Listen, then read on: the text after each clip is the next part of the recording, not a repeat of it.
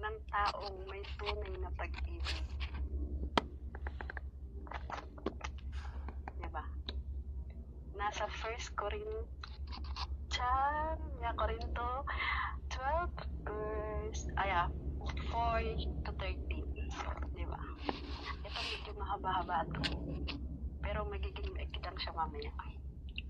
Sa babasahin ko, ang pag-ibig ay matyaga at magandang loob. Hindi mo pag-ibig. Hindi.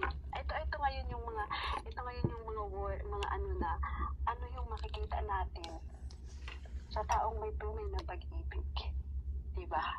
So siya daw ang may pag-ibig ay matyaga, maganda ang loob, hindi mainggitin, hindi mayabang, hindi mapagmataas man lang, hindi magasipang ang pag-uugali, magaspang ang ugali, diba? Hindi makasarili, hindi magalitin, o mapagtanim ng galit sa kapwa, diba? Hindi niya ikinakatuwa ang gawaing masama, ngunit ikinagagalak niya ang katotohanan. Ang pag-ibig ay mapagpatawad, mapagtiwala, puno ng pag-asa, at mapagtiis hanggang wakas. Matapos ang kakayahang mapahayag ng salita ng Diyos, itigil rin ang kakayahang magsalita sa ibang mga wika. Mawala ang kaalaman, ngunit ang pag-ibig na walang hanggan. Hindi palubos ang ating kasalanan at ang kakayanan nating mapahayag ng masahing mula sa Diyos. Diba? Ngunit pagdating ng ganap, mawawala na ang di ganap. Nung ako'y bata pa, ako'y nagsalita, nag-isip, nangatwirang tulad ng bata. Ngayon ako ay mayroon ng sapat na gulang. Iniiwan ko na ang mga asal ng bata. Sa kasalukuyan, tila malamang larawan ng aking nakikita natin sa salamin. Ngunit darating ang araw na harapin natin makilala ang Diyos. Bagya lamang ang nalalaman ko ngayon. Ngunit darating ang araw na malulubos ang kaalamang ito, tulad ng lubos na pagkakilala niya sa akin.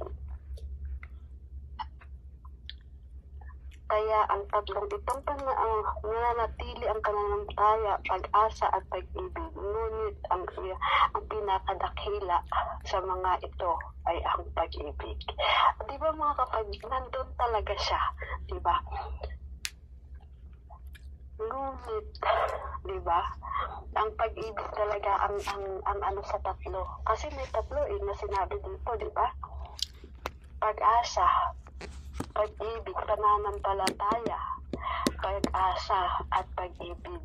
Ngunit ang pinakadakila sa mga ito ay ang pag-ibig. Diba? Paano natin nagagawa ang lahat ng bagay?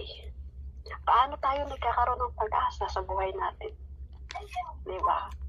Paano natin masabing yung pananampalataya natin is napaka-strong? Diba? Nang dahil sa pag-ibig natin mga kapatid, nang dahil sa pag-ibig na iniwan lang sa atin ng Panginoon Jesus. Diba? Sa ating lahat,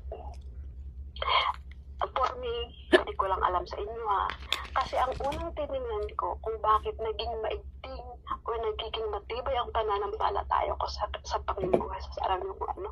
Yung pag-ibig niya sa atin. Diba? Na pinadala niya yung bugtong na anak niya. Diba? To save us, na ikatawang tao sa Jesus, para maging tayo, diba? Kaya, dahil sa pag-ibig yun, nagawa niya yun sa atin. Diba? Pero walang taong pwedeng makagawa nun. Diba? Even magulang natin, even parents natin, hindi magagawa yun, na ikikitilin niya yung buhay niya para sa atin. Isisave niya tayo sa mga ibang bagay.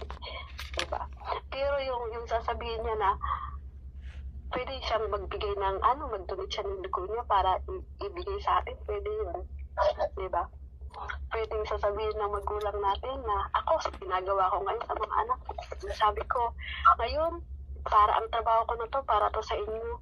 Diba, magsisave ako, isasacrifice ko, hindi ako bibili ng para sa akin. Ibibili ko ng isang bagay para makinabangan nyo pagdating ng panahon, para magamit nyo. Nagawa ko yun dahil sa pag-ibig. Diba? Lahat tayo, mapamagulang, mapakapatid, mapakonsino man. Diba? Nasasakripisyo natin yung isang bagay ng dahil sa pag-ibig natin, ng dahil sa pagmamahal natin. Kaya mga kapatid, lagi natin tatandaan, lagi nating itanong sa sarili natin, bilang isang Christian, nasaan nga ba, diba, ang Panginoong Jesus sa buhay natin? Kung makakalimutan natin, sasabihin natin lagi sa natin, love is motivation, diba? Ang pag-ibig, ang laging nag-uudyok sa atin para gumawa ng isang bagay, ng isang aksyon na ikalulugdan ng Panginoong Jesus. Diba? Para maging karapat dapat tayo makasama niya pagdating ng panahon. Diba? Ang lahat ng ito ay dahil sa pag-ibig. Dahil sa pag-ibig. Kaya napaka na ang pag-ibig na binigay natin sa Panginoong Jesus at ang pag-ibig na ipaparamdam natin sa kapwa natin is katulad, kasi sasabihin natin, Lord, I love you, mahal kita. Diba? Pero paano masasabing mahal mo yung Panginoon kung yung kapwa mo mismo hindi mo kayang mahalin? Diba? Yung kapatid mo mismo hindi mo kayang patawarin. Paano mo masasabing mahal mo ang Panginoong Jesus? Sasabihin natin, I love you, Lord. Ginagawa ko naman ang lahat ng ito dahil sa pagmamahal ko sa iyo. Nagpupuyat ako dahil mahal kita. Pero yung puso mo may galit dun sa kapatid mo. Diba? Napaka-isang kasinungalingan daw pala yun. Nasa Bible version pero hindi ko na siya matandaan kasi nabasa ko late na siya kanina. Diba? Isang napakalaking kasinungalingan na sabihin mo, I love you, Lord, kung yung mismo kapatid mo hindi mo mahal na nakikita mo. The more pa kaya ang Panginoong Jesus na hindi mo nakikita. Sasabihin mong mahal mo. Diba? Kaya gamitin natin yung pag-ibig na binigay sa atin, na iniwan sa atin ng Panginoong Jesus para maging motivation natin sa pang-araw-araw nating buhay, mga kapatid. Okay, ang pangalawang topic natin ay ang pag-ibig ng Diyos. Diba? Juan 14:27. Huwag kayong mabagabag at huwag kayong matakot dahil iniiwan ko na sa inyo ang kapayapaan. Ang aking kapayapaan ang ibinibigay ko sa inyo. Hindi ito tulad ng kapayapaang ibinibigay ng mundo. Diba? So, mayroon pala, diba? Paano natin matanggap ang kapayapaan na sa buhay natin? Diba? Kung wala tayong pag-ibig sa puso natin, kung wala tayong pagmamahal sa puso natin, kung puro puot ang nararamdaman natin. Diba? Paano magkaroon tayo ng peace of mind? Paano tayo magkaroon ng kapayapaan? Diba? Kung sa puso natin puro galit, kung sa puso natin puro inggit, kung sa puso natin puro ang pinapasok natin sa puso natin is puro alam mo yun, yung galit, yung puot, diba? Paano nga ba? Paano? Diba? Pero ang sabi ng Panginoon talaga kasi, diba? Ang kapayapaan iniiwan ko sa inyo. Paano natin maranasan ang tunay na kapayapaan kung hindi natin, diba, kayang mahalin yung kapwa natin tulad ng pagmamahal natin sa Panginoong Jesus? napakasarap, napakaganda, napakagaan sa pakiramdam. For me, as ayon sa sarili ko na sabi ko nga, iwan ko kung sino naka-encounter nito. Siguro mayroon din ilan sa inyo na when ay pumunta, diba, dito sa PLCC, parang my life is, alam mo, nagkaroon ng clear, nagkaroon ng kaliwanagan, and nag-guide ako kung ano ba talaga yung purpose ko sa buhay ko. Kasi, may mga ginagamit ang Panginoong Jesus, diba? Para malaman natin kung ano yung purpose natin sa buhay, sa lupang ito, sa mundong ito. Diba? So, ano ba yung kapayapaan sa mundo? Diba? You sit, parang umupo ka, parang ganun ka lang, tapos kapayapaan na yun. Parang ano lang siya, panandalian. Diba? Pero ang kapayapaan na binigay sa atin ng Panginoong Jesus is kapayapaan na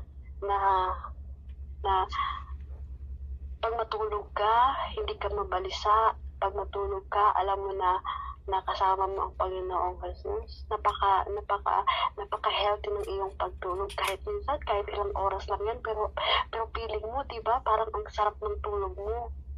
Diba? Parang, teka lang, parang 10 minuto na yung tulog ko, pero bakit ganun? Pagising mo, parang ang saya mo na, ang sigla-sigla mo na. Despite pag marami kang ginamang trabaho, di ba? Pero dahil nga doon sa kapayapaan na iniwan, na ibinigay sa atin ng Panginoon Jesus, kaya natin yung naranasan ng mga yun. Diba? Kaya napakasarap sa pakiramdam na mamuhay tayo sa pag-ibig na iniwan sa atin ng Panginoong Jesus.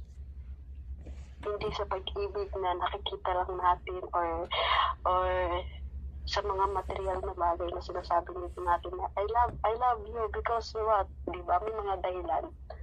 Diba? I love you because you are loved by God. Diba? Kasi mahal ka ng Panginoong Jesus. Kaya minahal kita. Diba? Kasi nakikita natin yun.